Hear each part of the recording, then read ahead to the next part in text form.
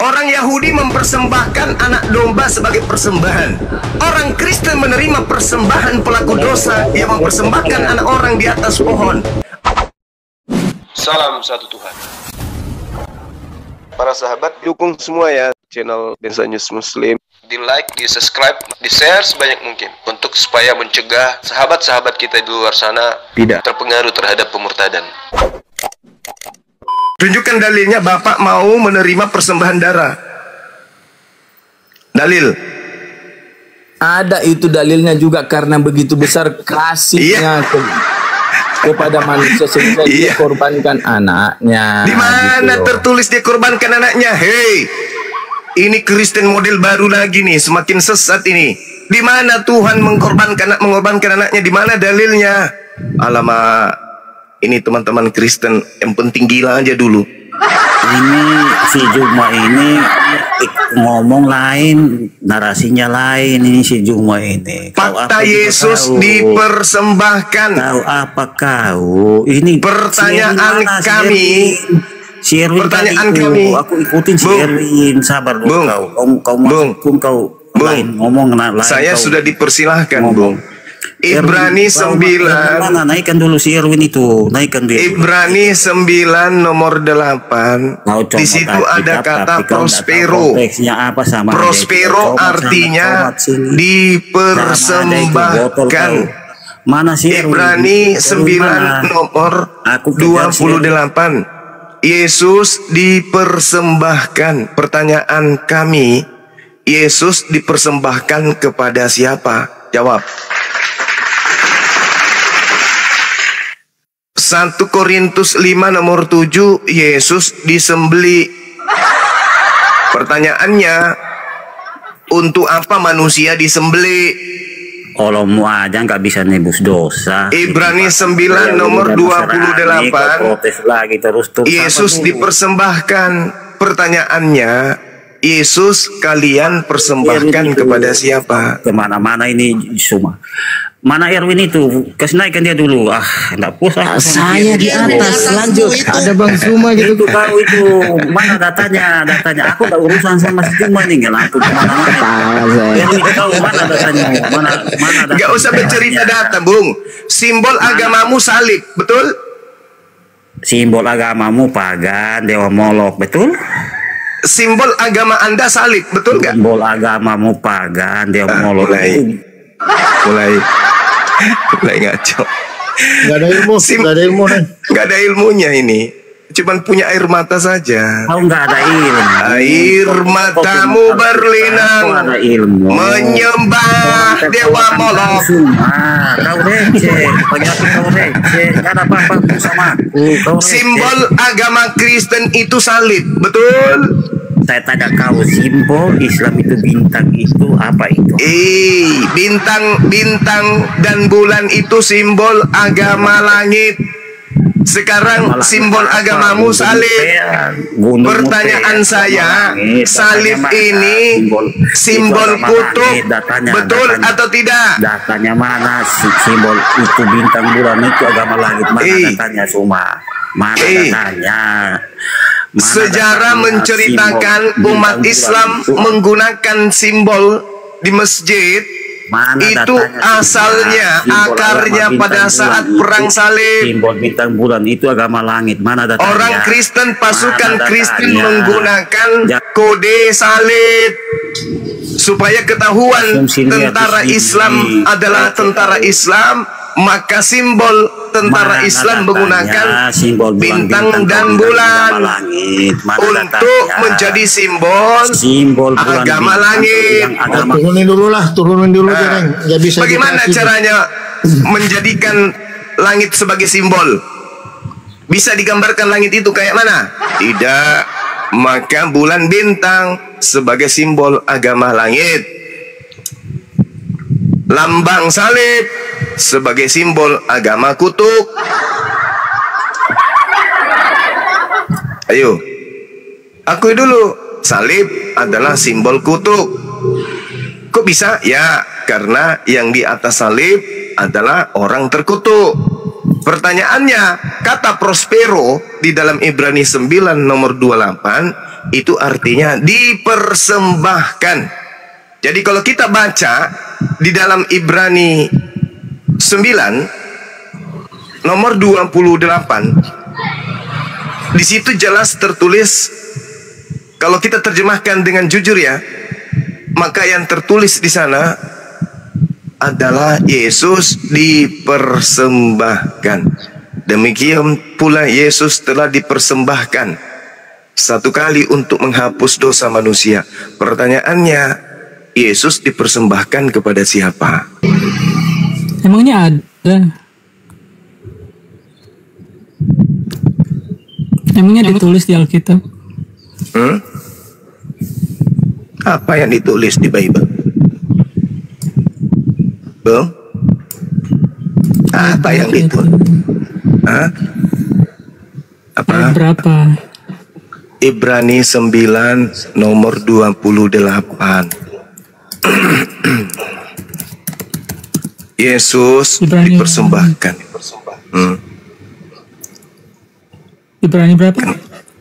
9 Ayat 28.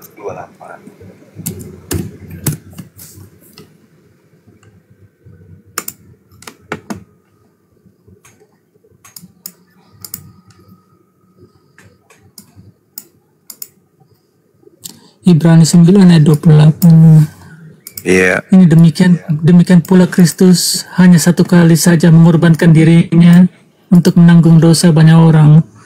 Sesudah itu ia akan menyatakan dirinya sekali lagi tanpa menanggung dosa untuk menganugerahkan keselamatan kepada mereka yang menantikan dia. Maksudnya apa nih? Iya. Ya, maksudnya kitabmu itu dipelintir oleh penerjemah Bible. Di data Ibrani 9 nomor 28 itu, original teksnya mengatakan adalah prospero. Prospero itu artinya dipersembahkan. Coba Anda baca di terjemahan lama. Demikian juga Kristus sesudah satu kali dipersembahkan. Tuh, itu terjemahan yang betul. Tapi Kristen semakin menggila. Tokoh-tokoh Kristen itu semakin menggila. Yang ada dalam otaknya cuma duit. Sehingga kitabnya sendiri pun dilucutin, diterjemahkan sesuai dengan selera. Yang penting banyak orang dimurtadkan. EGP, yang penting bisa kenyang. Kata yang ada di situ prospero itu dipersembahkan. Dalil yang sebenarnya adalah demikianlah juga Kristus sesudah satu kali dipersembahkan akan menanggung dosa orang banyak. Pertanyaannya, Yesus dipersembahkan kepada siapa? Sebab Tuhannya orang Yahudi. Jangan kau persembahkan anak manusia kepada dewa Molok. Sebab aku Tuhan. Ya, dalam kitab saudara, sebab aku Tuhan, aku sendirilah yang akan melenyapkan mereka yang telah mempersembahkan anak mereka kepada dewa Molok. Tuhan tak mau. Kalau Tuhannya Yahudi tak mau menerima persembahan manusia, dan ternyata salib mempersembahkan darah manusia, pertanyaannya Ibrani 9 nomor 28, dipersembahkan kepada siapa Yesus ini? Itu loh. Ini saudara-saudara Kristen yang cuma datang sekali seminggu ke gereja, dengan mudahnya dilucuti akal sehatnya karena hanya dikasih terjemahan, tidak dikasih original teks, tidak dikasih ruang untuk belajar. Tidak ada sekolah buta aksara Yunani, nggak ada. Supaya orang-orang Kristen ini belajar Bible itu sendiri tanpa harus dibodoh-bodohi oleh pemimpin gereja. Umat Islam datang menyelamatkan jemaat Kristen yang tertipu dengan menggali, menelaah, menyampaikan, menyadurkan kemudian ilmu yang ada dalam Bible kepada jemaat semacam Anda. Dengarkan apa yang kami sampaikan, karena kami tidak ada kemudian tujuan untuk nipu, tak ada tujuan untuk mendapat perpuluhan, semata-mata karena kasih sayang kepada kalian. Coba Anda Ibrani 9 nomor 28 terjemahan lama, coba Anda baca. Boleh? Silakan.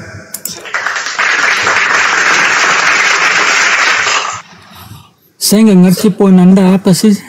Ini ayat ini nggak apa, seumur-umur saya debat nggak pernah ada yang mempermasalahkan, berpolemik dengan ayat ini. Bagus saudara akui.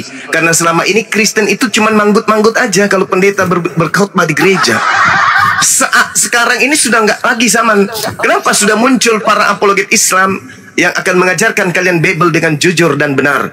Sekarang pertanyaannya yang muncul yang tidak perlu Anda jawab adalah, Paulus menulis surat itu menuliskan untuk orang Roma, Yunani, atau untuk menulisnya untuk orang Yahudi?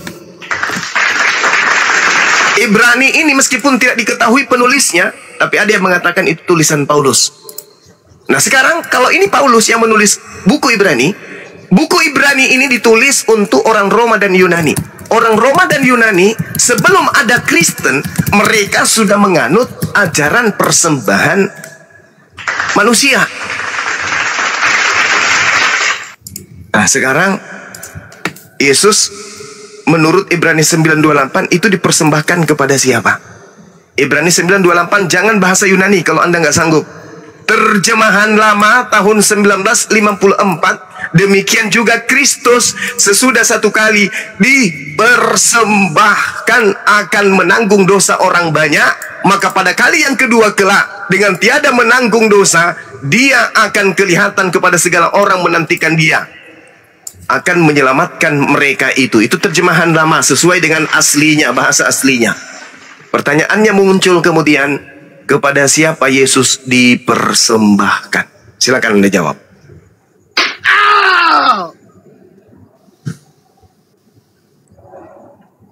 Ya, silakan dijawab Bang Sedot.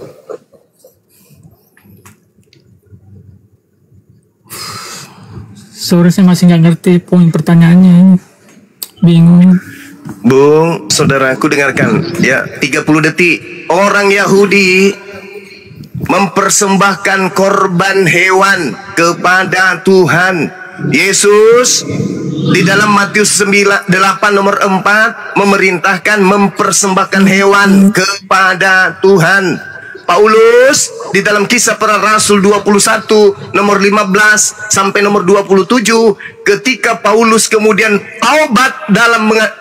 bertobat dari mengajarkan agama Kristen, Paulus mempersembahkan hewan.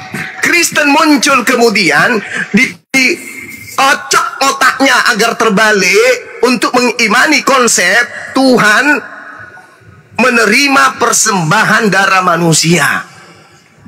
Itu agama Kristen lain daripada yang lain. Pertanyaannya, ketika Kristen beriman bahwa manusia Yesus dipersembahkan di atas pohon sebagai kutuk dosa-dosa manusia, pertanyaannya, Yesus kalian persembahkan kepada siapa?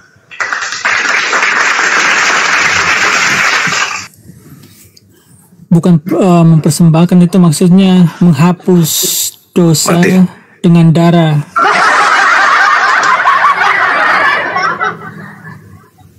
Gimana ceritanya? Ya, dosa-dosa dihapuskan melalui hewan. Keluaran 29 nomor 14, Imamat 1 nomor 2, persembahan penebus dosa diperintahkan oleh Tuhan melalui hewan. Itu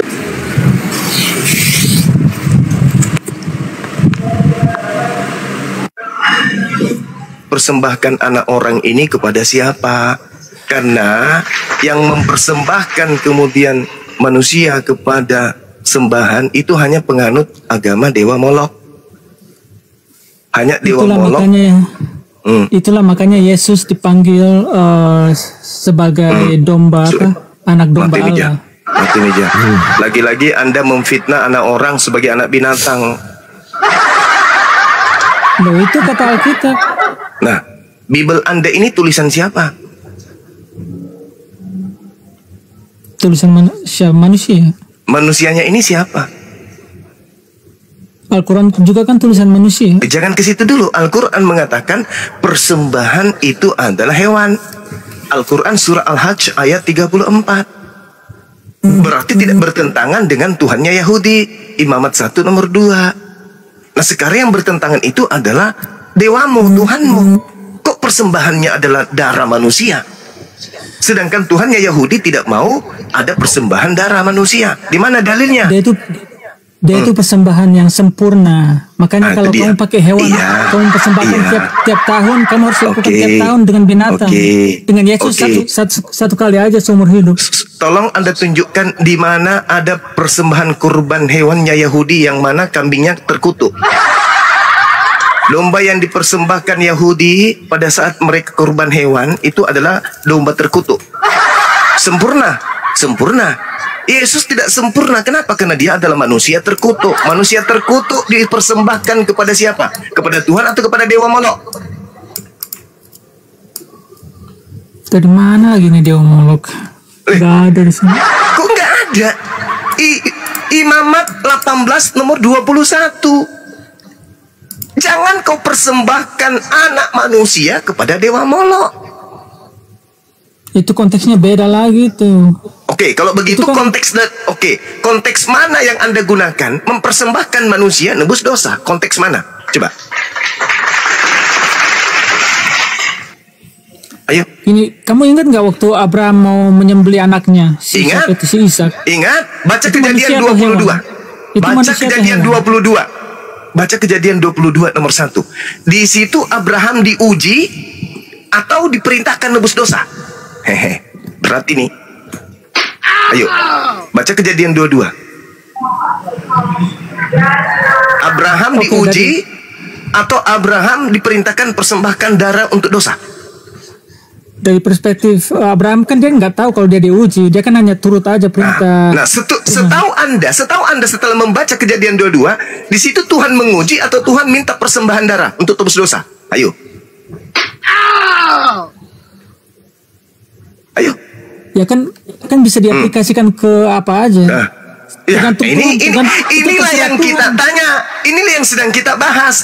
Karisteng mempersembahkan anak orang untuk siapa?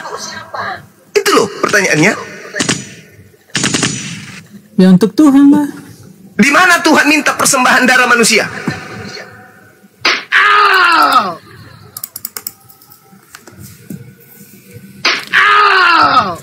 Ini kan di perjanjian baru sekarang kita ngomongnya. Iya, berarti perjanjian lama tidak bersesuaian dengan perjanjian baru. Itulah muncul pertanyaan. Di mana? Nggak harus kan? Nggak harus. Imamat 1 nomor 2. Katakanlah kepada orang Israel, apabila mereka hendak mempersembahkan kurban kepada Tuhan, hendaklah mereka mempersembahkan hewan ternak, domba, kambing, lembu, sapi. Ya, itu kan nggak sempurna, itu nggak sempurna. Jadi kalau kamu mau yang nggak sempurna ya silakan aja. Kalau kami mau yang sempurna. Oh, jadi menurut saudara mempersembahkan manusia karena manusia itu sempurna? Bukan, Yesus bukan manusia, Yesus anak domba Allah. Hah? Maria melahirkan domba? Nah, inilah Bung. Kami datang sebagai penolong untuk Anda, untuk keluar daripada ajaran paganisme yang mematikan akal Anda.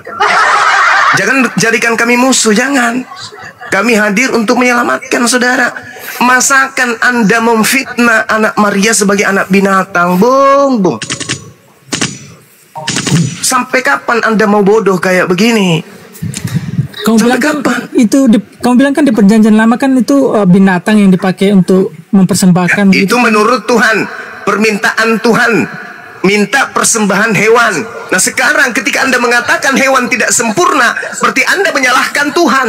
Sekarang ketika Anda menyalahkan Tuhan, Anda mengganti persembahan berupa manusia. Nah Anda persembahkan kepada siapa? Sekarang pertanyaannya itu kehendak siapa? Yesus harus dipersembahkan. Itu kan kehendak Allah juga. Di mana dalilnya? Persembahkanlah anakku. Di mana dalilnya? Tunjukkan kepada saya. 1. Yang nggak sesuai narasi kamu, yang nggak ada sesuai. Ya, berarti narasi Anda ini berasal dari mana? Hey. Yohanes 3:16. Yohanes 3 nomor 16. Apakah di situ dipersembahkan? Ya di situ kan tersirat maksudnya. Nah, ini berarti Anda mentafsirkan. Dari mana Anda mendapatkan ilham penafsiran seperti itu? Siapa yang ngajarin? Loh, itu kan urusan kami Kristen. Nah, bagus. Makanya kita berdiskusi. Sudah selesai kan? Itu urusan kami Kristen. Makanya kita diskusi, karena agama Kristen itu selalu diajarkan kepada umat Islam yang awam. Agama pagan Kristen ini selalu disusupi masuk ke dalam pemahaman pendangkalan akidah umat Islam. Makanya kita muncul, makanya kita ada di sini untuk mengurai kepagangan agama Kristen agar umat Islam bisa terbangun dari tidur panjangnya untuk menjaga anak-anaknya agar tidak menjadi pengikut agama paganisme, yaitu Kristen. Selesai kan? Baik. Oke, kita sapa dulu Bang Suma. Petrus, selamat siang. Bang Juma, saya ini mau tanya sih Bang Juma. Ya sebentar, Bang Petrus, dari Kristen atau Katolik Muslim? Ya, saya Kristen. Kristen, baik, silakan. Saya ini kan Kristen yang istilahnya awam lah, tidak paham begitu banyak. Semua Kristen itu selain pendeta pasti awam, Bang. Makanya mereka masih tetap menyembah manusia. Silakan. Nah, saya kan hanya sekedar baca Alkitab, tetapi saya tidak temukan di dalam Alkitab Kristen itu ajaran yang salah. Oh, yakin? Iya. Membunuh Tuhan sendiri itu salah atau tidak? Membunuh Tuhan? Siapa yang membunuh Tuhan? Itu simbol salib apa itu? Yang dibunuh itu adalah daging, bukan Tuhan. Tuhan itu adalah roh. Mantap sekali. Berarti Anda sudah mengakui Yesus bukan Tuhan? Huh? Daging, kedagingan Yesus itu. Kedagingan Yesus bukan Tuhan? Iya. Bagaimana kalau justru dalilnya dagingnya Yesus adalah Tuhan? Tidak ada. Dagingnya Yesus itu bukan Tuhan. Dagingnya Yesus. Anda yakin? Anda yakin? Anda yakin? Iya. Oke. Baca Kolose 2 nomor 9. Baca. Silakan. Silakan Anda baca. Jangan saya. Saya tidak bawa Alkitab. Waduh, bahaya ini. Minimal dalam hatimu ada Bible. Nah? Minimal dalam hatimu ada Bible. Iya, ada. Oke, silakan Anda uraikan Kolose 2 nomor 9.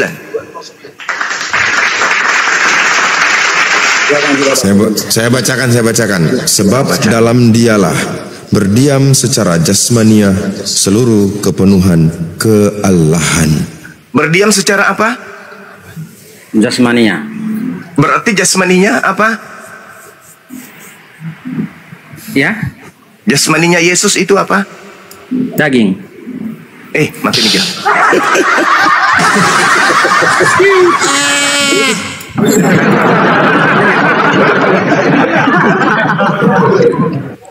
Sebab dalam dialah berdiam secara jasmani.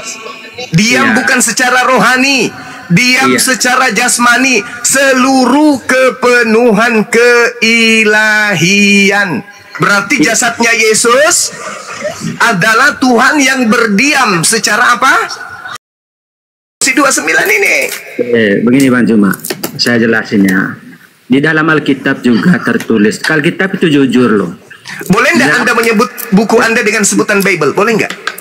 Ya, dalam Bible itu jujur. Bagus, Masya Allah, Subhanallah. Ini Kristen baik ini. Begini Bang Juma. Ya. Kenapa Bible itu jujur? Karena di dalam Bible juga mengatakan bahwa tidak semua perkataan Allah itu ditulis. Jangan yang tidak ditulis, yang ditulis aja, Ngapain kau bawa yang tidak ditulis? Kenapa? Iya, jangan mengambil satu ayat untuk menyimpulkan keseluruhan ayat itu. Sekarang tolong tunjukkan di dalam kitab saudara jasad Yesus bukan Tuhan. Bukan. Mana dalilnya? Mana di dalam Bible itu ajaran yang salah? Coba kita bandingkan dengan Al-Quran Anda. Pasti banyak. Coba, oke, menarik ini, silakan. Al-Quran surah berapa, ayat berapa? Ya? Al-Quran surah berapa, ayat berapa? Itu kan dalam Al-Quran itu kan wahyu yang turun langsung dari Allah, Allah yang tulis. Hah? Maksudnya apa ini? Al-Quran itu kan wahyu ya, yang diturunkan kepada Nabi Muhammad, Allah yang tulis. Allah yang tulis. Maksudnya selama ini Anda menuhankan Lukas gitu ya? Karena dia nulis Bible. Bukan. Kalau lalu gimana ini? Bung? Terlalu tinggi pertanyaan Anda kepada kami umat Islam bahas Quran. Selesaikan dulu Kolose 2 nomor 9 ini. Jasadnya Yesus itu Tuhan atau bukan? Masih banyak ayat-ayat pendukungnya kan. Jangan ambil untuk menunjukkan keseluruhan ayat. Ini yang saya tanya Kolose 2 nomor 9 aja dulu. Hei, Kenapa? tubuhnya Yesus ini itu Tuhan atau bukan? Begini Bang Juma. Aduh, begini Bang Suma. Ini jangan habiskan waktu saya Bang dengan cuman nyeroceh yang tidak ada artinya Bang. Ini yang kita sedang bahas ini tentang Dewa Molok. Nah, Yesus yang adalah Tuhan Anda dipersembahkan untuk Dewa Molok. Itu kesimpulannya. Bantah saya kalau tidak. Begini Bang Juma, dalam agama itu tidak semata-mata kita hanya percaya kepada Tuhan. Ada perlakuan-perlakuan kita yang harus kita lakukan supaya kita memenuhi apa yang di dalam Bible itu, yang seperti yang diajarkan oleh Yesus itu. Berarti Anda menyalahi Bible itu sendiri, kitabnya orang Yahudi. Bukan mengalahkan. Ajaran Yesus yang salah itu apa? Saya tanya dulu. Tidak ada ajaran Yesus yang salah. Yang salah itu ajaran kafir Kristen. Ajaran Kristen? Iya. Yang salah itu ajaran Karisting, agama pagan. Yesus tak ada salah. Ya. Agama Anda yang mengajarkan Yesus tidak sesuai dengan kebenaran, tapi sesuai dengan dogma. Begini Bang Juma, kami menerima Yesus itu bukan hanya sebagai Tuhan saja. Ada keteladanan yang dilakukan oleh Yesus yang harus contoh teladan yang mana yang Yesus lakukan yang Anda ikuti? Ya. Contoh. Banyak. Apa? Satu aja. Maria masih hidup, berpuasa dia lakukan, katakan harus berpuasa. Ya. Kristen juga berpuasa. Iya, berpuasa. 40 hari 40 malam tidak makan, tidak minum. Bukan seperti itulah. Itu tadi katanya kami meneladani Yesus. Sekarang ditanya bukan seperti itulah. Ini kok kayak mana agama kok cincong kayak capcay kayak gitu? Capcay gimana maksudnya? Yesus Anda ikutin. Yesus puasa 40 hari 40 malam. Anda? Itu mustahil bagi kita. Makanya jangan berbohong. Anda mengatakan kami Kristen mengikuti teladan Yesus. Yang Anda ikuti itu teladan setan. Apa itu? Berbohong, berdusta, menipu, planos. Itu yang Anda ikutin. Anda sedang ingin menipu di sini. Kami meneladani Yesus. Yesus berpuasa, kami juga berpuasa. Yesus berpuasa 40 hari 40 malam. Kristen bukan berpuasa, tapi berkuasa. Makan apapun, tiang listrik pun kalau bisa digoreng, Anda makan. Paham? Itu kan asumsi Anda. Loh, bukan asumsi. Paulus sendiri yang mengajarkan sebagai teladan. Tidak ada yang haram bagiku, semua halal. Waduh, gimana dong? Ayo kembali kepada tema. Yesus dipersembahkan kepada siapa? Jawab. Dipersembahkan kepada siapa? Iya. Yesus itu sebagai penebus. Dipersembahkan kepada siapa? Dipersembahkan kepada siapa? Ya. Tidak dipersembahkan kepada siapa?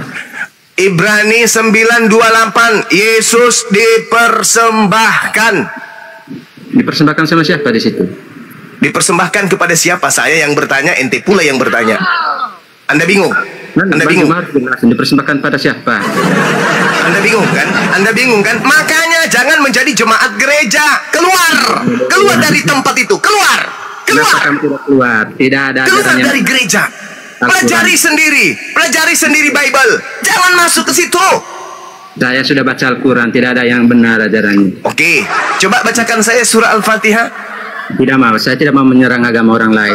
Loh, Anda ini iblis dalam wujud manusia. Semua yang keluar dari mulut Anda itu cuma tipuan, kebohongan. Kapan sih Anda itu bisa jadi jujur?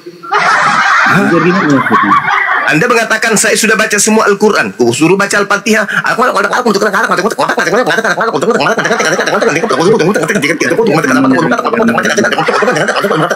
Apa ini? Agama kok didogma untuk menjadi pembohong, menjadi pendusta. Pertanyaan saya kembalikan di dalam Ibrani 9:28 Yesus dipersembahkan kepada siapa loh? Petrus, pendek terus. Bukan dipersembahkan, dia itu sebagai penebus. Bung, baca Bible Ibrani 9 nomor 28. Di situ Yesus dipersembahkan Petrus.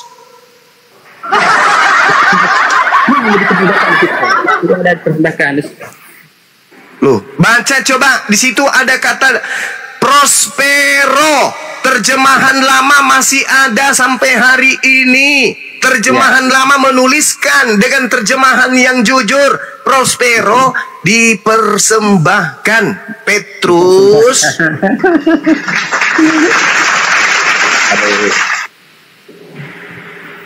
Saudara, saya mengasihi saudara, makanya saya di sini muncul. Teman-teman saya di sini hadir untuk meluruskan pemahaman saudara yang berasal dari penjajah Belanda. Oke? Oh, berarti kalian itu dari itu ya, dari penjajah Arab gitu. Kapannya? Kapannya Anda dijajah sama Arab? Hah? Kapan kami dijajah sama Belanda? Yang datang menjajah di Nusantara ini siapa? Siapa? Siapa? Belanda menjajah di mana Belanda? Oh, nggak pernah. Kristen nggak pernah Belanda menjajah di Nusantara ini, nggak pernah.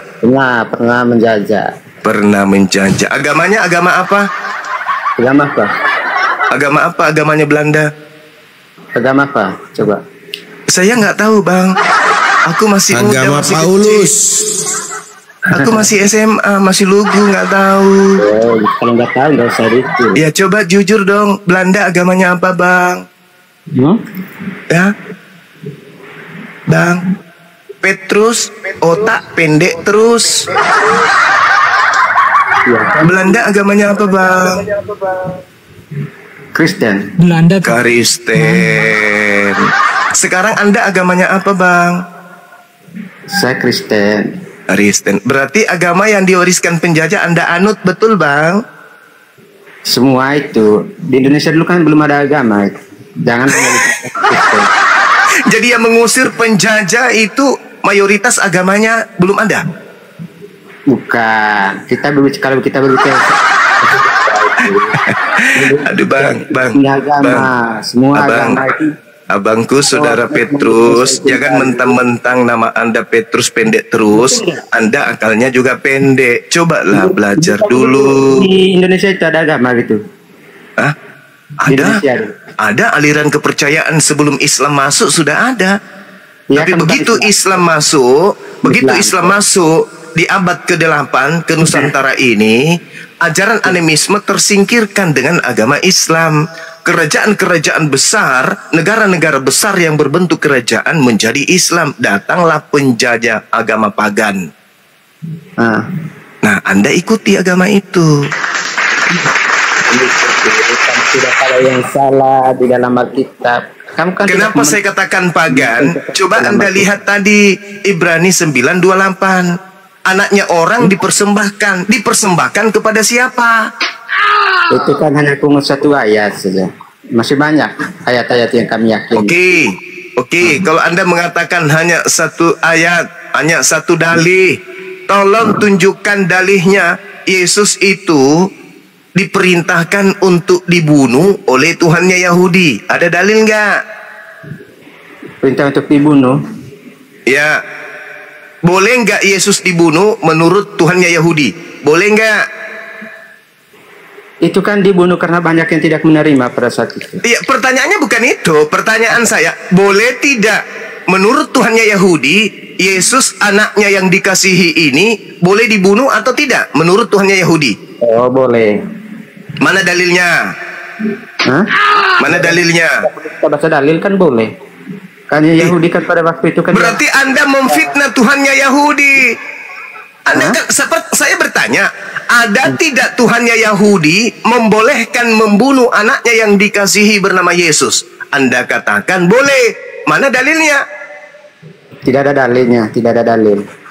Berarti Anda ini setan. Ya? Kenapa bilang setan? Karena Anda mengajarkan dan menuduh dan memfitnah Tuhannya Yahudi membolehkan membunuh anaknya yang dikasihi.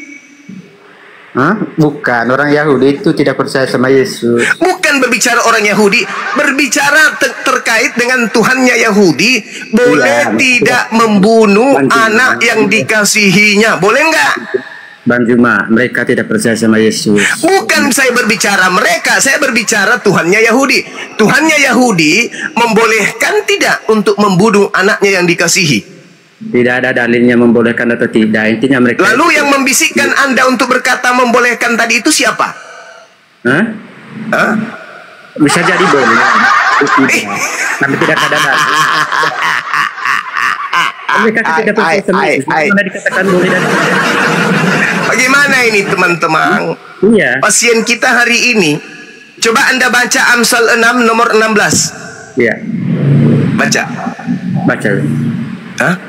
Baca. Saya pula yang disuruh. Saya yang kasih ilmu, Anda pula biarkan saya. Tidak ada ilmu yang tidak ada ilmu yang saya dapat dari Anda itu. Anda itu hanya oh iya ilmu. Pasti Anda kan Kristen. Anda kan Kristen. Bagaimana ya. Anda bisa mendapatkan ilmu kalau otak sudah berkarat? Sejati. Orang mendapat ilmu kalau otak masih berfungsi. Ya, nah, otak sudah nggak berfungsi gimana ceritanya? Mau dapat ilmu? Allah saya itu. Makanya nama Anda Petrus, pendek terus. Semuanya pendek. Akal pendek, pemikiran pendek, ilmu pendek, logika pendek, nonok juga pendek. Amsal 6 nomor 16. 6 perkara, dengar. 6 perkara yang dibenci oleh Tuhan. Bahkan 7 perkara yang menjadi kekejian bagi hatinya. Nomor 17-nya adalah menumpahkan darah orang yang tidak bersalah. Iya. Menumpahkan darah Yesus itu kekejian bagi Tuhan atau bukan? Menumpahkan darah bagi Yesus tidak ada kekejian. Ini dalil sudah kubacakan loh. Amsal 6 nomor 16. 6 perkara yang dibenci oleh Tuhan. 6 perkara yang dibenci. Dan 7 perkara yang menjadi kekejian dalam hatinya. Nomor 17-nya, yaitu menumpahkan darah orang yang tidak bersalah. Nah, menumpahkan darah Yesus itu kekejian bagi Tuhan. Itu merupakan satu yang dibenci Tuhan atau tidak? Kalau menumpahkan darah Yesus tidak. Mati Mija. Datang untuk itu. Mati Mija.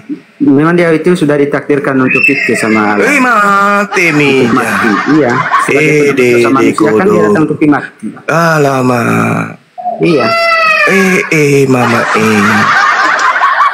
menumpahkan darah Yesus itu kekejian bagi Tuhan, kebencian bagi Tuhan atau bukan? Itu semua rencana yang diatur oleh Tuhan. Rencana siapa? Rencana siapa? Rencana siapa? Ya? Rencananya siapa? Rencananya Tuhan toh. Oke, mana dalilnya? Yesus mengutus anaknya yang tunggal ke dalam daging. Mana dalilnya? Hei Bung, saya minta dalil. Di mana Tuhannya Yahudi membolehkan membunuh Yesus? Mana dalilnya? Tuhannya Yahudi membolehkan. Beda keyakinan Yahudi sama itu. Kau jangan. Ya, Yesus menyembah Tuhannya Kristen atau Tuhannya Yahudi? Ya. Yesus menyembah Tuhannya Kristen atau Tuhannya Yahudi? Tidak ada yang mengatakan di situ Yesus menyembah Tuhannya orang Yahudi. Yohanes 4 nomor 22. Kena kau kan?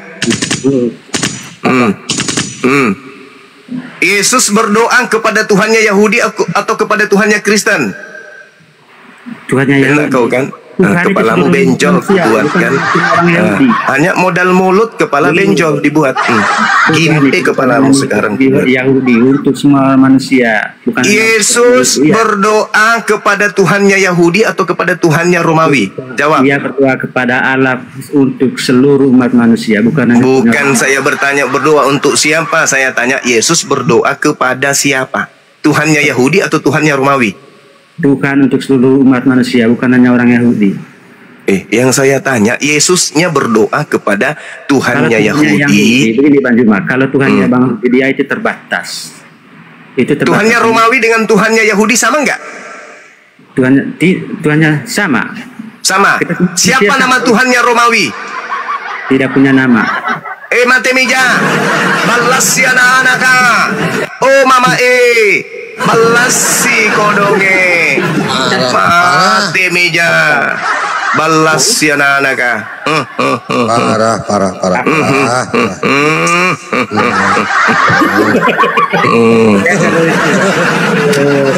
Oh mama La haula wala quwata illa billah. Saudara Petrus, saya sarankan jangan ke gereja dulu untuk beberapa saat. Kamu pelajari Bible, dalami Bible, Bung. Ya, kalau kamu dalami Bible dengan otak, dengan akal, jangan membunuh, jangan membuat cabul. Tidak ada ajaran tidak. Berarti boleh nggak Yesus dibunuh? Hah? Boleh nggak Yesus dibunuh? Itu tidak boleh. Tidak boleh Yesus dibunuh kan? Hah? Tidak boleh. Maksudnya Yesus dibunuh boleh nggak? Gimana maksudnya? Iya, mulai ngaco nih. Mulai ngaco. Nah, inilah kalau otak separuh dipakai otaknya tikus. Yesus menurut Matius 19 tadi dan Keluaran 20 jangan membunuh. Pertanyaan saya, boleh nggak membunuh Yesus? Kalau menurut Allah membunuh itu tidak boleh. Nah, boleh nggak membunuh Yesus? Boleh nggak membunuh? Tidak boleh. Sebenarnya tidak boleh. Berarti membunuh Yesus itu dosa atau menghapus dosa? Membunuh Yesus pada waktu itu memang dosa pada waktu itu. Bagus. Berarti katakan kepada gereja, membunuh Yesus itu bukan nebus dosa, tapi menghasilkan dosa. Dah selesai kita ya. Udah ya.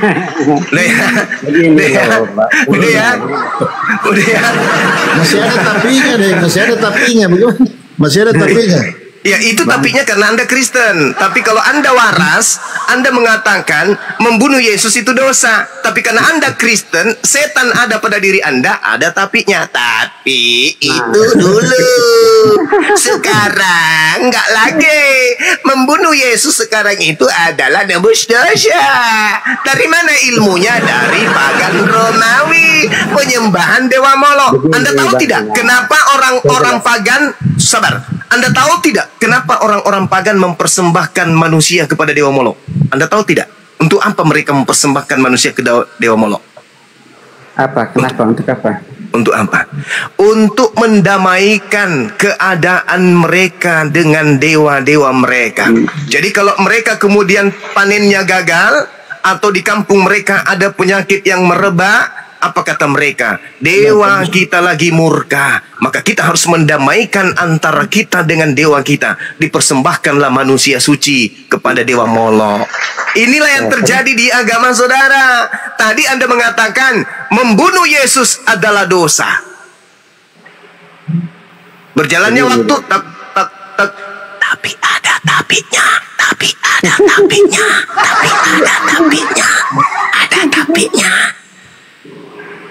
Mana ceritanya agama kayak begini?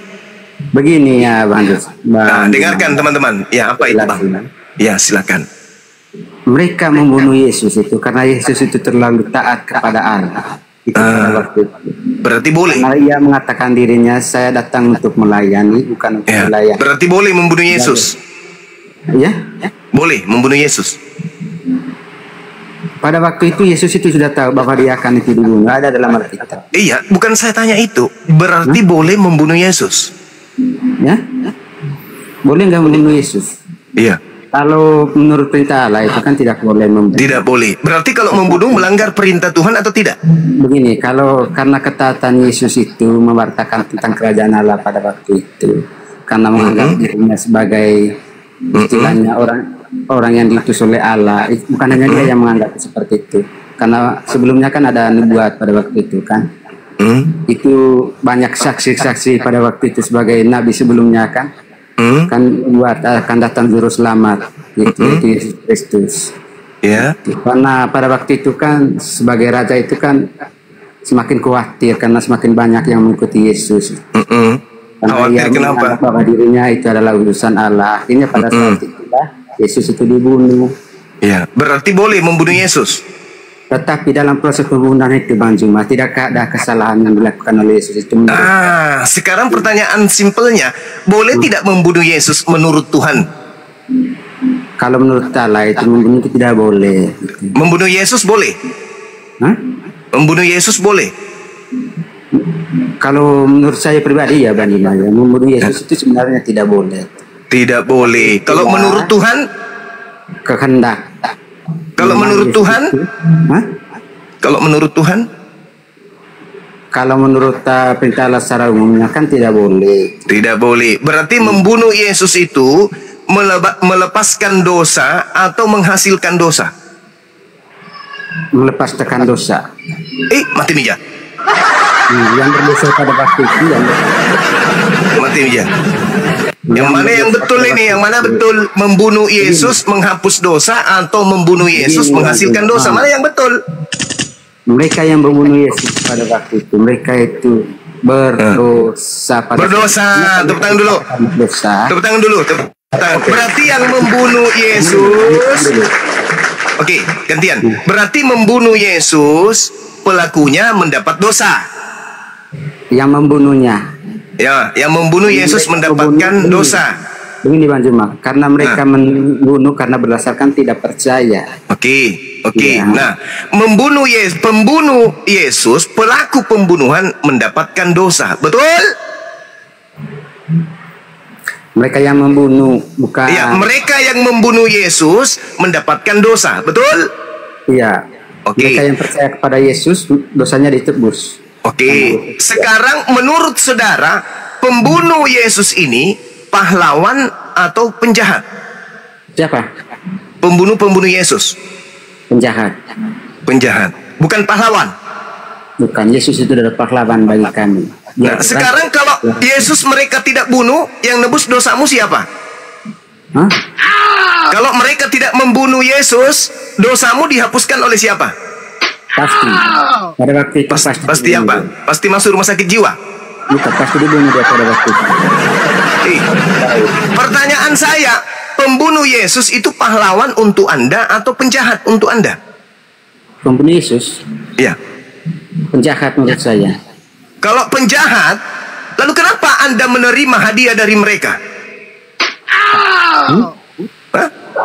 Bukan, karena kami kan percaya sama Yesus. Mereka tidak percaya sama Yesus. Loh, dosa Anda dihapuskan melalui pembunuhan, betul? Iya, melalui pembunuhan. Yang membunuh Yesus pahlawan dong buat Anda? Jangan mengambil kesimpulan seperti itu. Loh, kalau mereka tidak membunuh Yesus, dengar, kalau mereka tidak membunuh Yesus, Yesus mati dalam keadaan bunuh diri gitu. Kontes mereka membunuh Yesus atas dasar apa dulu, begitu pemahaman. Gimana ceritanya? Jadi saya kasih analogi, Bung. Saya kasih analogi kepada saudara. Ada seorang mencuri uang 1 miliar. Itu dosa atau bukan? Tidak perlu 1 miliar lah. Kenapa harus? Ya, 500 juta. Itu dosa atau bukan? Namanya mencuri itu pasti dosa. Ya, mencuri dosa. Tapi kalau hasil curiannya diberikan kepada Anda dan Anda gunakan, Anda manfaatkan, menurut Anda pencuri ini pahlawan atau bukan? Kalau saya tidak tahu itu uang hasil curian, kan saya tidak bisa mengatakan dia pahlawan atau tidak. Nah, kalau Anda sudah tahu bahwa itu adalah hasil curian dan Anda sudah menikmatinya, apa yang Anda lakukan? Menikmati, karena saya sendiri kan tidak mau menikmati hasil curian. Oke. Berarti kenapa Anda menikmati salib sementara salib itu adalah hasil dari tindakan perbuatan dosa? Kenapa Anda nikmati? Begini loh. Atas dasar apa? Dia membacakan kerajaan Allah, tentang kebenaran, tentang kerajaan Allah. Makanya dia itu disalib. Karena pada gimana ceritanya? Berarti penyalib Yesus adalah penggenapan nubuat. Iya. Supaya nubuat ini tergenapi, harus ada yang menjadi pelaku pembunuh. Iya, karena Allah itu Maha Tahu dan Maha Segala. Berarti pembunuh ini adalah bagian dari nubuat. Iya, bagian dari nubuat. Bagian dari nubuat. Berarti yang merencanakan pembunuhan adalah iblis atau Tuhan? Bukan dari itu, Bang Juma. Bukan bagian dari berserak otak. Bukan berserak otak. Tetap konsisten dalam pemikiran saya. Iya, berserak otak kalau begitu. Anda mengatakan penyaliban itu adalah nubuat. Nah, nubuat ini melibatkan banyak orang, termasuk orang yang membunuh Yesus. Berarti Tuhan merencanakan pembunuhan, betul? Nah, orang yang terlibat dalam rencana Tuhan berdosa atau tidak? Mereka berdosa. Berarti Tuhan merencanakan orang-orang ini untuk berdosa? Bukan, karena Tuhan mati nih, berserak otak. Berserak otak. Begini Bang Juma, pada waktu itu kan masih banyak yang menyembah berhala pada waktu itu. Banyak yang menyembah berhala. Banyak yang menyembah berhala. Ya, masih banyak yang tidak percaya kepada Allah. Banyak yang menyembah berhala.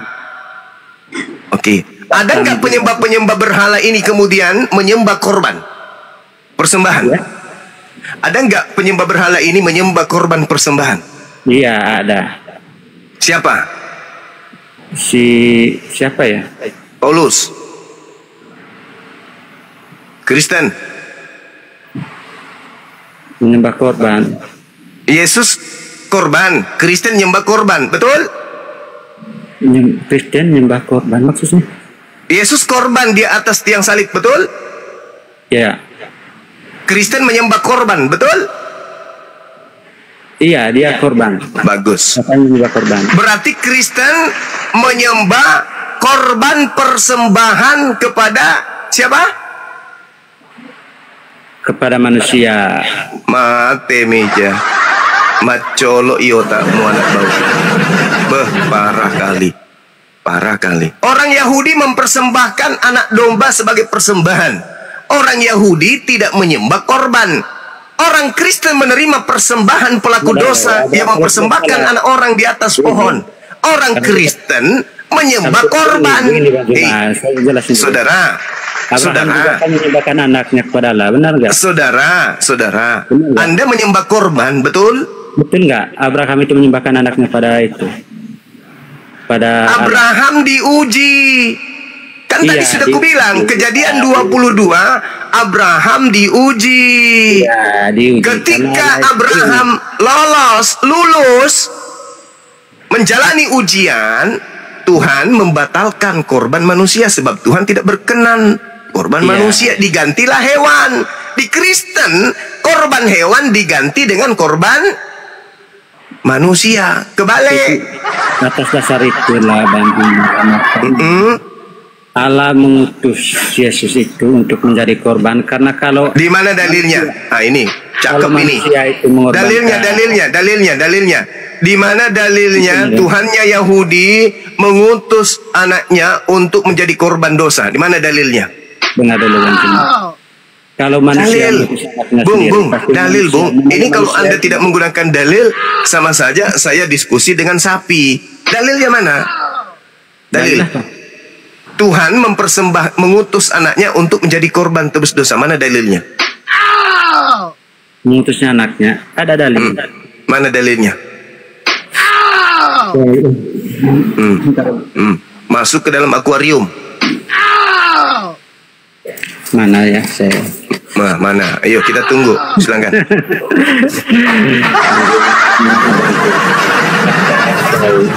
Teman-teman penonton, tenang.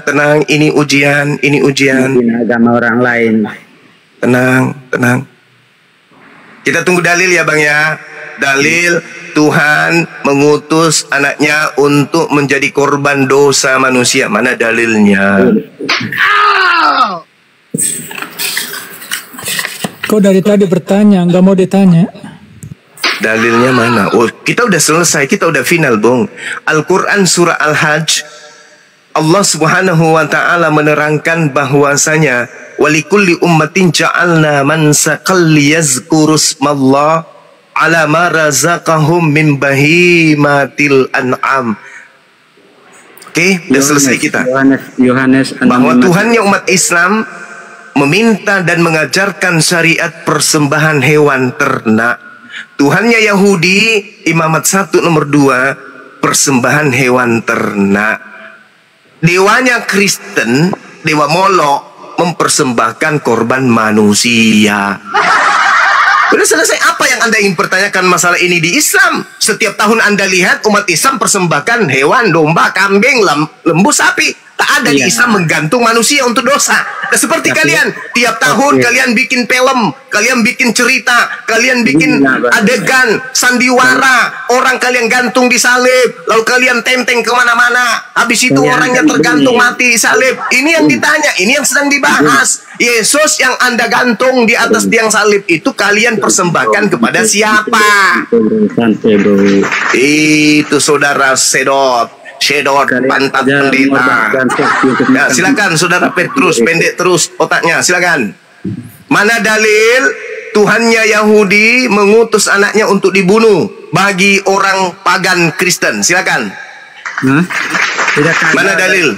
Bukan, mengutus anaknya itu ada dalilnya. Tetapi dia mengutus Yesus, memang Yesus itu utusan. Hidup kekal itu adalah mereka mengenal Yesus sebagai utusan. Jangan kau kenal sebagai korban berhala, jangan kau kenal sebagai anak dewa, jangan kau kenal sebagai Tuhan. Karena Yesus mengajarkan, hai kalian, hidup kekal bisa kamu peroleh apabila kau mengenal aku sebagai utusan, bukan sebagai korban dewa Molok. Paham? Yohanes 17 nomor 3. Nah, Kristen ini tampil beda. Otak kepalanya besar, otaknya menciut, mengecil. Pertanyaannya muncul, kepada siapa Yesus anak orang kalian persembahkan menurut iman kalian? Kepada Elohim Tuhannya Yahudi mustahile. Karena Imamat 8, Tuhan sendiri yang akan melenyapkan orang-orang yang persembahkan anak manusia kepada dewa. Oke, nah sekarang Anda memfitnah kemudian Tuhannya Yahudi mengutus rasulnya untuk mati demi menebus dosa-dosa para penganut paganisme Romawi, Yunani, Kristen. Pertanyaannya, tolong tunjukkan dalilnya, silakan. Jika kamu mengaku dengan mulutmu bahwa Yesus adalah Tuhan, itu menurut siapa? Roma 10 nomor 9 itu tulisan siapa? Itu tulisan siapa? Tulisan siapa? Itu Roma 10 nomor 9. Apabila kau mengaku bahwa Yesus itu adalah Tuhan, maka kamu akan diselamatkan. Itu ucapan siapa? Kau tanya mana dalilnya? Itu ditunjukkan dalil? Iya, setelah muncul dalil, saya tanya, dalil ini ucapan siapa?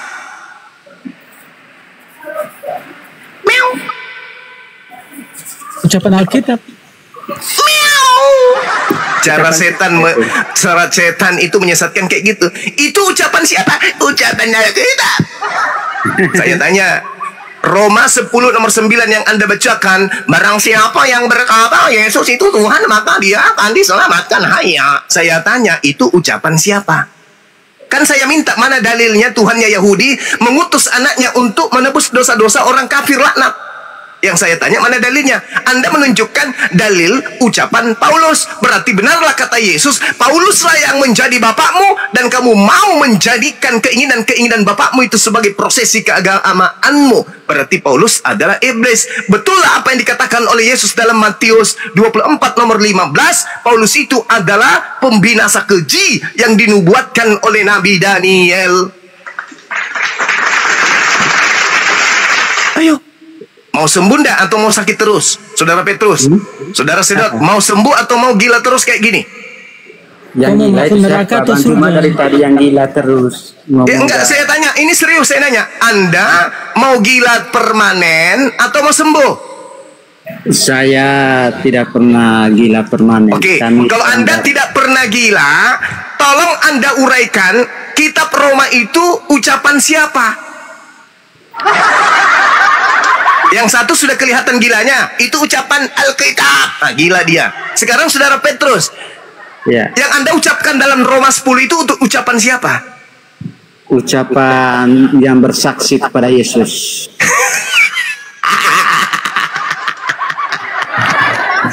Aduh, saudaraku yang kukasihi dan yang kusayangi, sayangi dirimu dari api neraka, Bung. Mumpung masih ada kesempatan. Anda mengatakan Tuhannya Yahudi mempersembahkan, mengutus anaknya untuk menjadi persembahan tebus dosa bagi orang Roma dan orang Yunani. Saya minta mana dalil Tuhannya? Anda tunjukkan ucapan Paulus. Berarti benarlah kalian ini selama ini menuhankan Paulus. Paulus berbicara tentang Yesus, yang bicara tentang kebenaran tentang Yesus, tidak menuhankan Paulus. Gimana cerita? Bedakan. Yesus berkata di dalam Yohanes, Yesus berkata dalam Yohanes 8:44, iblislah yang menjadi bapakmu dan kamu mau melakukan keinginan-keinginan bapakmu. Pertanyaan saya, kitab Roma itu keinginan siapa? Bukan keinginan siapa, itu yang bersaksi terhadap diri Yesus Kristus. Saya ulang pertanyaannya, kitab Roma itu isinya itu keinginan siapa? Keinginan siapa? Ya. Mereka yang bersaksi terhadap mulai ngaco. Udahlah bang. Kayaknya Anda sudah susah untuk disembuhkan, ya. Mending sudah susah untuk disembuhkan. Agama kami masih waras. Kalau Anda waras, pertanyaan saya harusnya Anda jawab dengan jujur dong. Kitab Roma itu keinginan siapa? Bukan keinginan siapa. Loh, kan Yesus mengatakan Yohanes 8 nomor 44, iblislah yang menjadi bapakmu dan kamu mau melakukan keinginan-keinginan si iblis bapakmu itu. Pertanyaan saya, kitab Roma itu keinginan siapa? Ya. Keinginan siapa? Tidak keinginan siapa? Ya Rasulullah,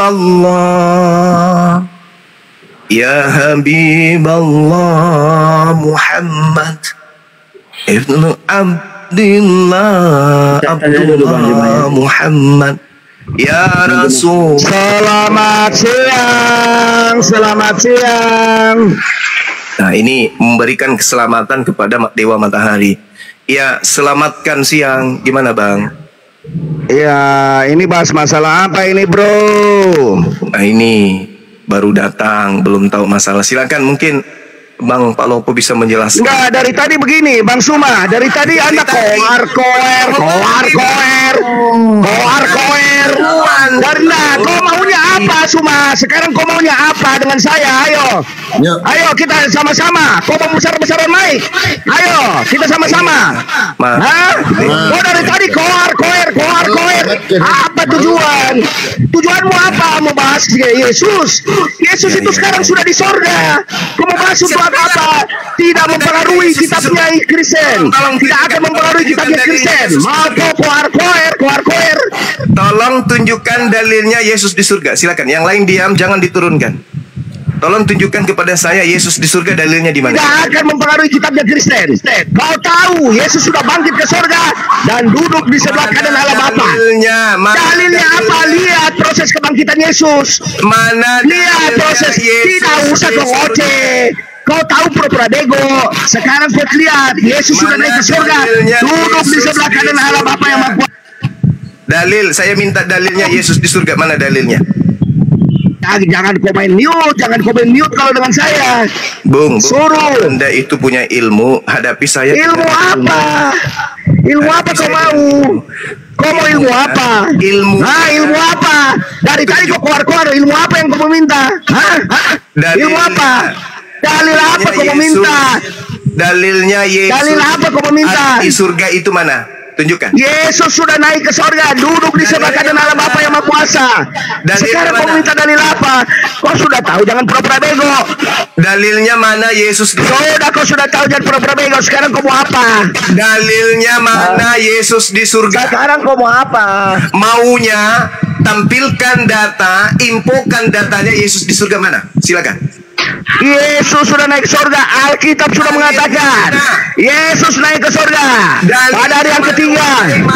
Pada hari yang ketiga bangkit pula dari antara orang mati, naik ke surga, duduk di sebelah kanan Allah Bapa yang Maha Kuasa, dan akan datang dari sana untuk menghakimi orang yang hidup dan yang mati. Sekarang kau mau apa? Dalilnya apa? Kau jangan pura-pura bego.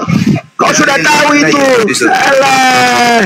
Dalilnya di surga. Dalil. Bang Juma. Tunggu bang, tunggu saudara Petrus. Ini saudara Bahari yang mulut. Jangan main mute, jangan main mute, jangan main mute. Kau kan merasa besar mic-mu, sekarang kau berhadapan dengan saya. Alah, cuma ngomong doang aja dari tadi ngoceh. Kau dari tadi ngoceh. Kau tidak usah membodohi saya. Tidak usah kau mau capek-capekkan saya. Kau sudah tahu kitabnya ada, ayatnya ada. Kalau Yesus di surga. Kau sekarang besarkan mic-mu dengan saya. Kalau kau bisa besar dari saya mic-mu. Sekarang besarkan. Besarkan mic-mu lawan saya. Saudara-saudara ini di Indonesia. Jangan ngoceh deh kau. Sudah, kau baca saja. Dia datang keluar-keluar. Kau baca saja. Saya minta dalilnya Yesus berada di surga. Jangan kau mute saya. Jangan. Mana dalilnya Yesus di surga? Tinggal Anda tunjukkan. Mana dalil? Gepeng. Mana dalilnya Yesus di surga? Macet. Kalau ada dalilnya. Bagaimana kamu mute? Jangan kamu mute. Ya, dalil. Kalau kamu jangan mute. Yesus dalilnya di surga mana? Yesus. Aduh, kasihan sekali kau ini. Suma. Kau sudah gak harus cendadah pula. Sudah tahu bertanya pula. Untuk apa?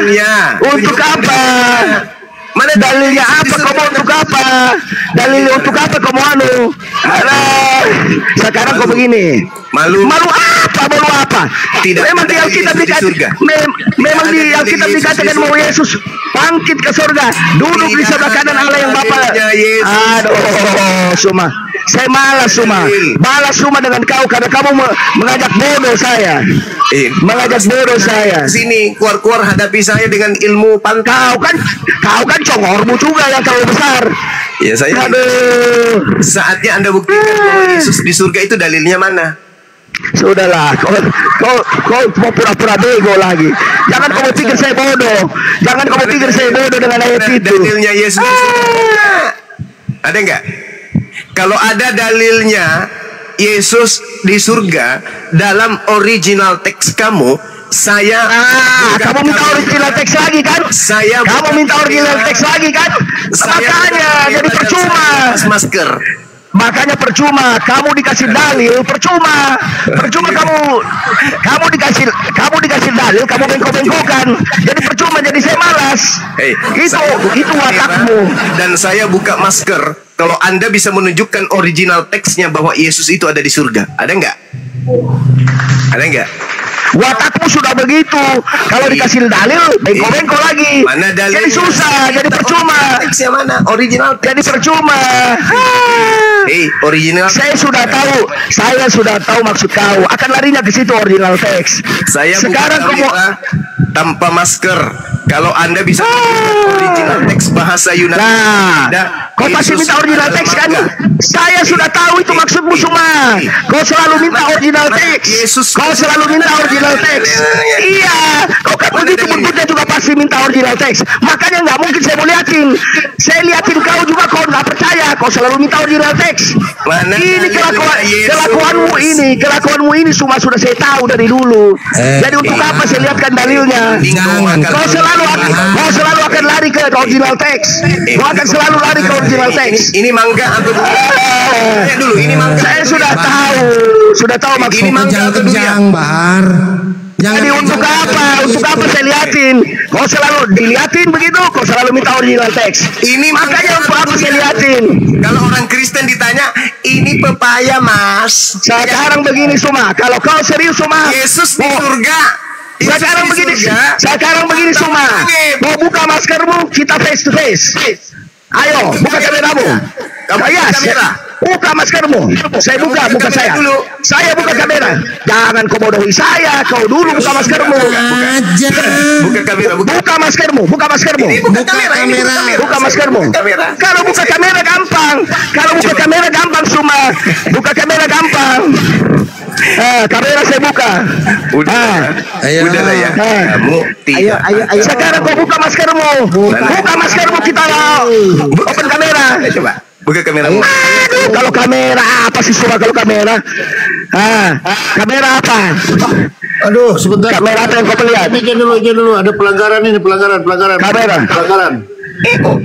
Kamera apa yang kau melihat? Sekarang buka maskermu. Udah, saya buka. Apa? Kau mau bagaimana dengan saya? Kita face. Bahar, dibuka kamera. Kita face to face. Udah, dibuka kamera. Tanya dulu Suma kalau mau. Udah, kamera buka. Saya udah undang itu. Ngomong melolok kayak masih tak percaya kamu bisa waras. Katanya si Suma pastikan. Suruh dulu Suma buka kamera. Suruh buka maskernya. Anak, ini apa? Buka maskermu Suma. Ini apa? Hari ini saya menantang kau buka maskermu. Hari ini saya tantang kau buka maskermu. Buka maskermu. Anak-anak. Buka maskermu. Kau jangan ngoceh terus. Buka maskermu. Udah. Daripada buka kamera. Buka maskermu.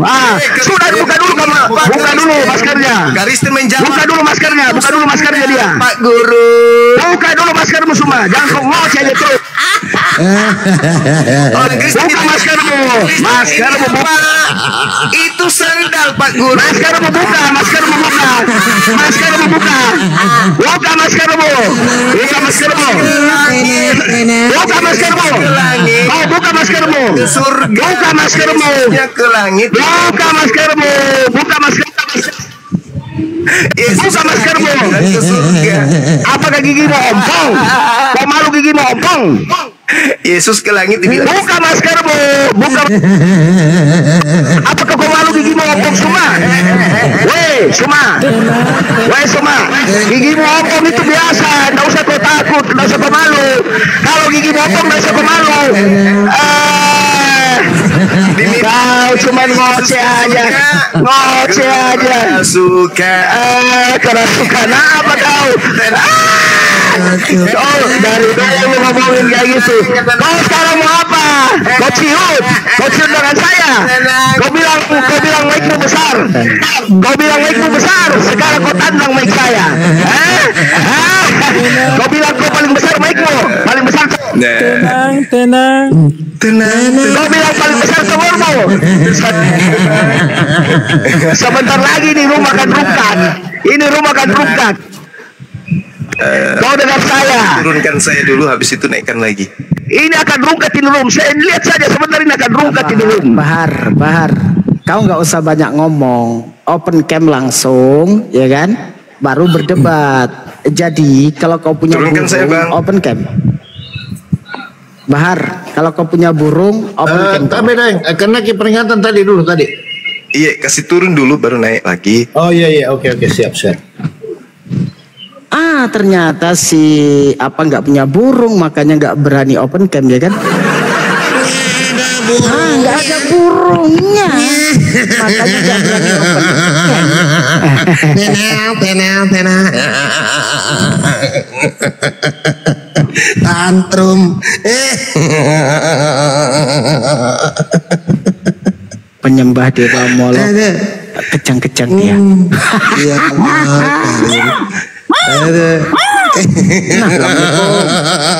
Waalaikumsalam. Tenang.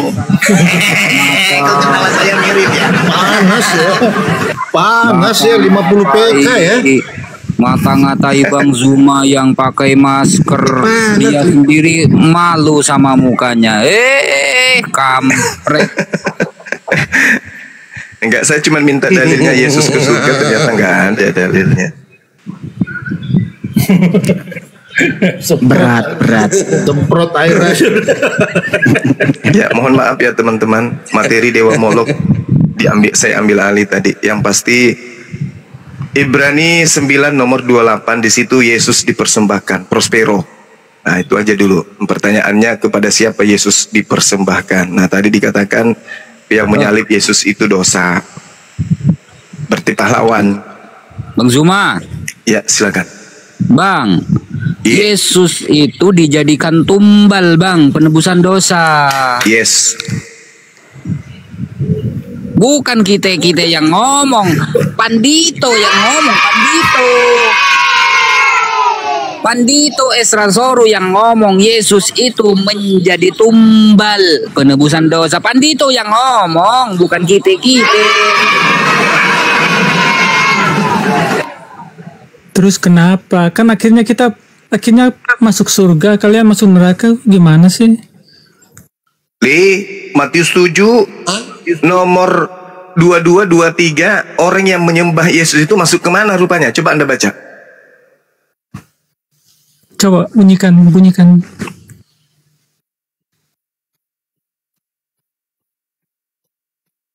Silakan teman bacakan. Saya lagi makan mangga rasa durian. Matius 7:23 ya. Matius 7:23 ya.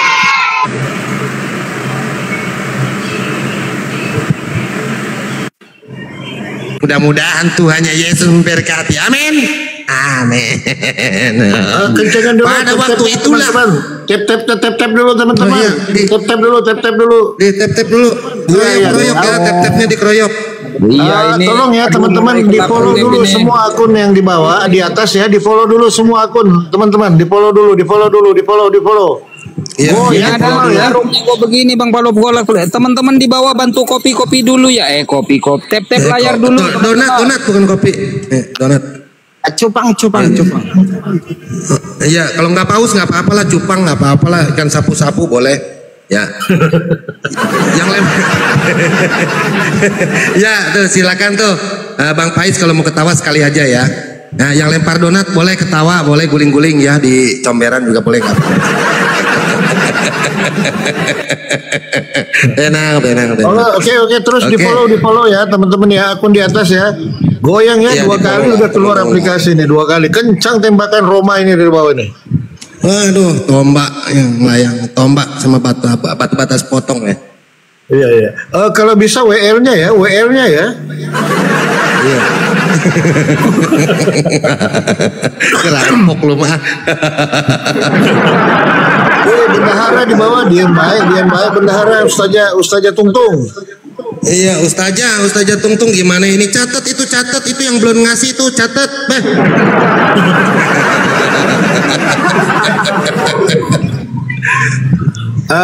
Ya dilanjut dulu. Siapa Bang Erwin atau Romo tentang ini panas ya, Oten Dewa Monolog ini ya, panas benar itu. Panas. Aduh, kelojotan nih ternyata. Aduh, nggak tahu nih kayak cuacanya kayak bagaimana ya. Terima kasih atas koinnya. Iya. Tadi yang belum dibacakan tadi di Matius, Bang Paul, siapa tadi minta ini. Oh baik, Matius 7 nomor 23 ya teman-teman. Saudara-saudara terkasih, mudah-mudahan Tuhannya Yesus memberkati. Amin. Itu nggak satu komando, sekali lagi, mudah-mudahan Tuhannya Yesus memberkati. Amin. Ya oke, Matius 7:23. Pada waktu itulah aku akan berterus terang kepada mereka dan berkata, titik 2. Aku tidak pernah mengenal engkau. Lah daripadaku, kamu sekalian pembuat kejahatan. Oke, lanjut. Siapakah pembuat kejahatan itu? Karesteng. Diurut dari ayat yang 21 itu. Jadi begini. Bukan setiap orang yang berseru kepadaku Tuhan, Tuhan akan masuk ke dalam kerajaan sorga, melainkan dia yang melakukan kehendak Bapakku yang di sorga, kata Yesus. Nah, kita cari tahu apa kehendak Bapak yang di sorga. Pertama, jangan ada padamu Tuhan-Tuhan lain di hadapanku. Ini yang ngomong Tuhannya Yesus nih. Jangan ada padamu Tuhan-Tuhan lain di hadapanku. Nah, umat Kristen justru menjadikan Yesus sebagai Tuhan dan sesembahan. Artinya jangan ada padamu jangan ada padamu alu SWT, kan gitu maksudnya. Kau belum jawab pertanyaan. Jangan menipu, nggak seperti itu ayatnya. Di sini supaya kau dapat koin, babi. Kau belum jawab. Tenanglah. Mau di atas apa mau lesehan?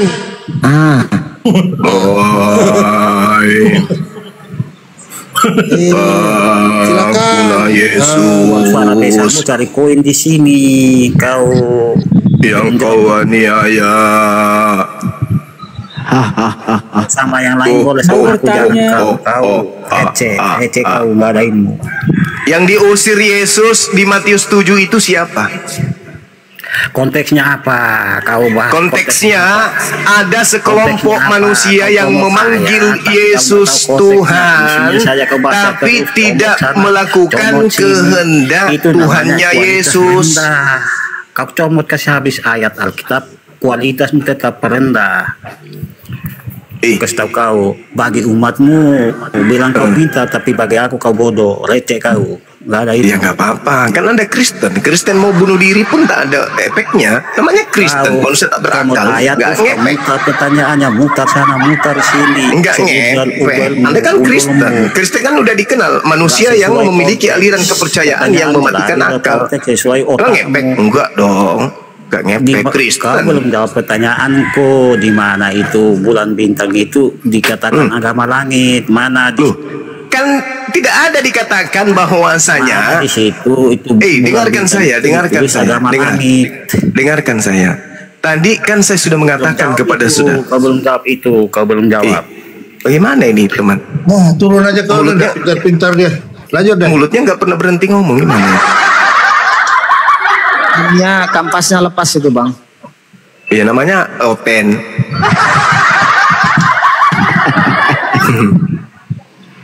Ayat Alkitab yang punya kan orang Kristen, tapi kok pakai narasi Muslim, itu gimana ceritanya? Ya, betul. Anda pertanyaannya bagus.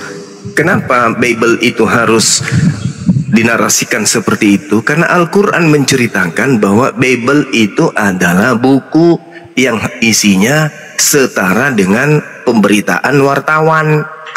Al-Quran surah Al-Baqarah ayat 78 ayat 79. Oke. Nah, perintahnya kemudian dalam Al-Quran surah Al-Maidah ayat di teori. Banyak yang panas ya. Aduh.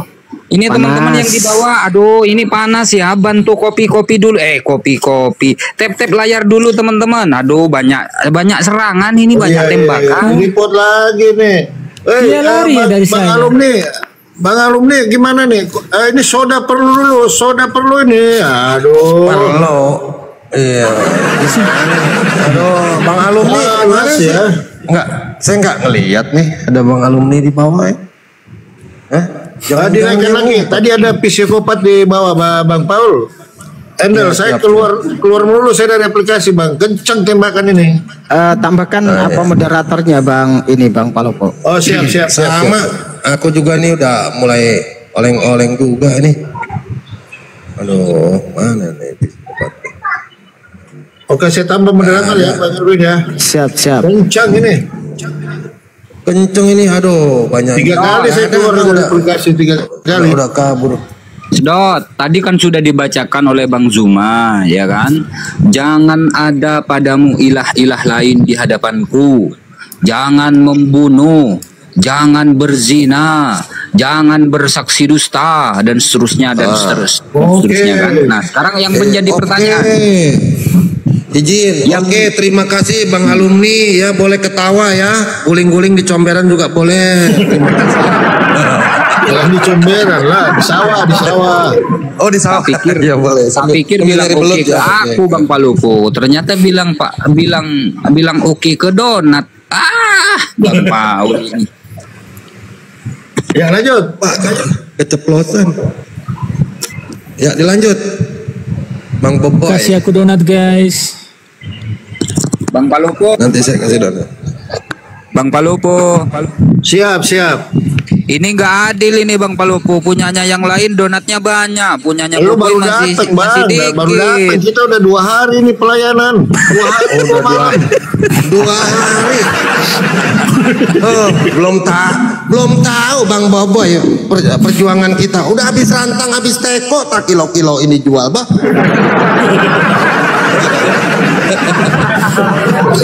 Oke. Dikencengin lagi teman-teman ya. Assalamualaikum. Tembakan. Nah ini udah tembakan dari bawah ini. Aduh. Assalamualaikum warahmatullahi wabarakatuh teman-teman sekalian. Masya Allah. Akhirnya saya bisa bergabung dengan teman-teman di sini. Ya Allah ya Karim. Ini perjumpaan kita yang pertama hari ini setelah saya beberapa hari lamanya tidak pernah nongol. Baru kali ini saya jumpa ya. Ada perkara apa rupanya di Komal kita ini teman-teman? Ini kepanasan Bang Zuma, masalah Dewa Molok ini kan panas di bawah. Oh sudah dibahas tadi belum? Baru mau kita bahas ini. Oh baru ya silakan, boleh mungkin saya ambil alih materinya. Kalau ada siswa atau murid yang mau belajar tentang ini silakan. Lanjut silakan. Oke. Saya sekalian ini Bang, siapkan buktinya ya, bahwa Yesus itu dijadikan tumbal untuk penebusan dosa. Yesus sebagai tumbal. Coba dibaca betul dulu. Yohanes 3 nomor 16 itu dibaca betul dulu. Jadi tumbal atau tunggal di situ coba. Kalau yang di situ tumbal atau tunggal? Sebentar saya baca dulu. Karena begitu besar kasih Tuhan menganugerahkan anaknya yang tumbal atau yang tunggal? Dia menganugerahkan anaknya yang tunggal menjadi tumbal Bang, ceritanya menjadi tumbal. Anaknya yang tunggal atau anaknya yang tumbal? Yang tunggal dijadikan tumbal. Bukan tumbal. Gitu, Bang. Bukan.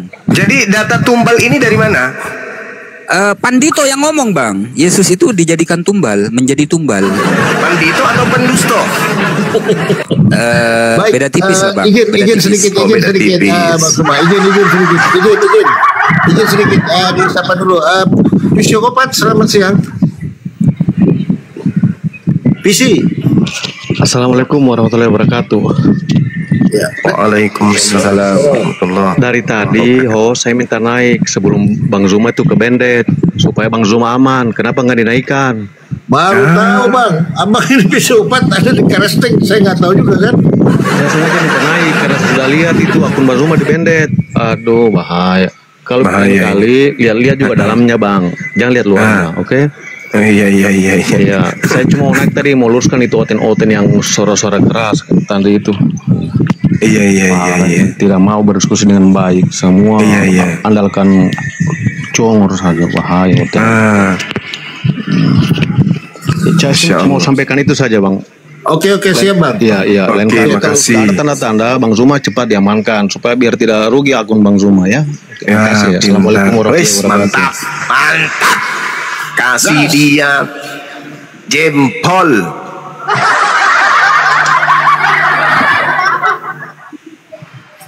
Ini agak bingung juga saya Bang Zuma. Setiap kita bahas Dewa Molok banyak yang kepanasan. Ada apa Dewa Molok ini? Itu dia. Indikasinya itu loh apa?